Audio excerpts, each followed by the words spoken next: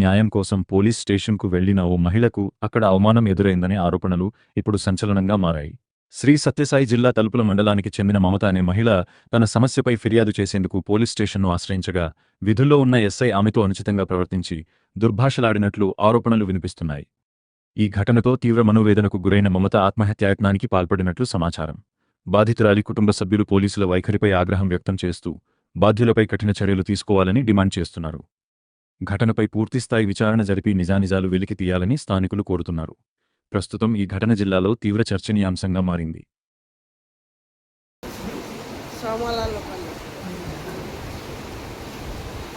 ఏం జరిగిందమ్మా? ఏం జరిగి మా ఆయన కొట్టని వచ్చినారు. ఎవరు? ఉత్తయ్య కొట్టని వచ్చినారని మేము దానివల్ల గుమ్మగానే వచ్చాము. మళ్ళీ సమస్య వచ్చింది. మా తావులోనే దుబ్బలు వేసి మా మీదనే జోరం చేసినారు. దానివల్ల మా మీదనే కేసు పెట్టినారు. పెట్టి తలపలకు పోలీసు వాళ్ళు రమ్మని వాళ్ళకి వెంక్వేర్ చేసినారు. తలపల వాళ్ళు మా ఆయన పాలేదని వాళ్ళు బండ్లు వేసుకొని వచ్చి గొర్రెల దగ్గరవి మా ఆయన సెల్ ఫోన్ గుంజుకొని మా ఆయన్ని పిలుచుకొని వినారు.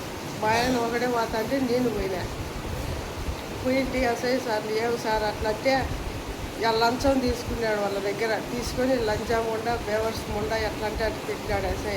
నేను మాకు న్యాయం జరుపుకుంటుంటే ఏదైనా తాగుతానంటే తాగు సాగు పోయి బెదిరించావు అన్నాడు ఎస్ఐ.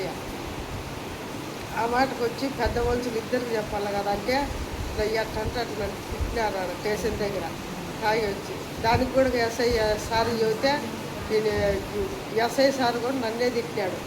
బేవర్స్ ముండా ఆ ముండా ఈ ముండా అని. దానికి మీకు మొగనే ఉన్నాము.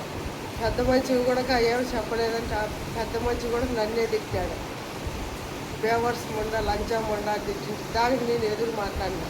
వాళ్ళు ముగ్గురు కలిసి పని చేసినాడు. తలుపుల